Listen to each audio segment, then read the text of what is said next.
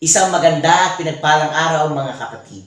Sa araw na ito, ating pagninilayan ang mabuting balita ayon kay San Marcos, Kabanata 3, talata 22 hanggang 30.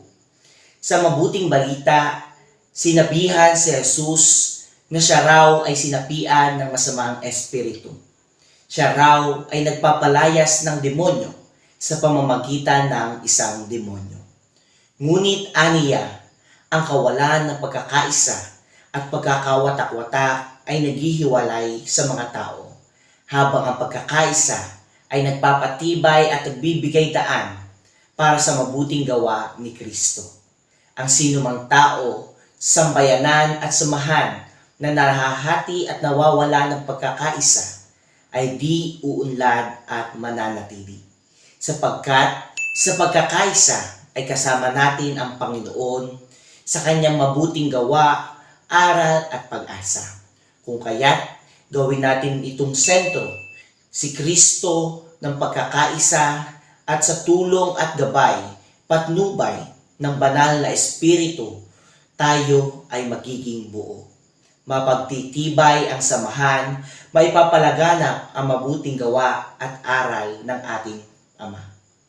Dahilan na ang Ama ang nagsugo sa banal na Espiritu upang tayo ay gabayan at ipaalaala na ang mabuting gawa at aral ni Kristo.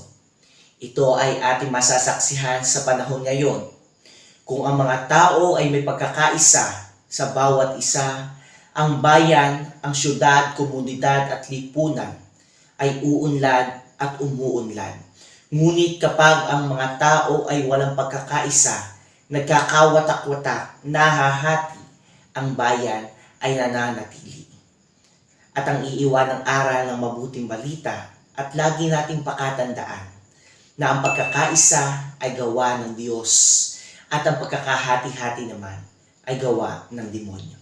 Muli, ako po si Brother Lloyd Vergara ng Queen of All Saints Parish at kayo po ay aking iniimbitahan at hinihimok na i-follow and subscribe ang Faithbook PH YouTube channel and download apps or registered at www.faithbook.ph.